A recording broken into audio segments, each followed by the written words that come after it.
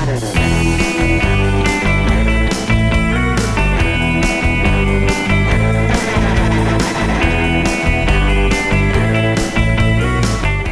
does a mom deal with that moment when the child says, "You should have given me the phone a lot later"? Like, how did you deal with that? I find that so interesting.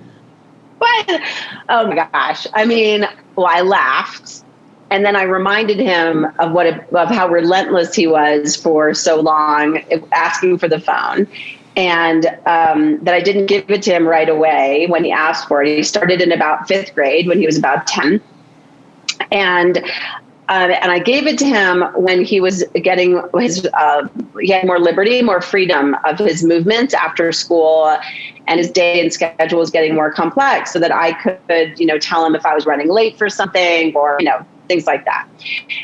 But that was a very high price we paid to be able to communicate like that, which was that I think one of the things he specifically said is I stopped reading books.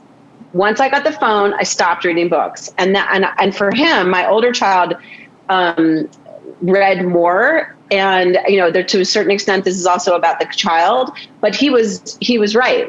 And I think that's a really important part of this. And so I laughed, and then I said, so what are you going to do about this now? Like, what are you going to do about this now with your phone? And so now when you have children who are 18, who are in late teens, early 20s, they really do have to figure out how much this is controlling their own, their day, but also their emotional well-being and their psychological well-being. One of the things actually that teenage boys have told me that's pretty helpful to them to prove to them how much they're using their phone is to go into the settings and figure out and look at how many pickups you've had during the day.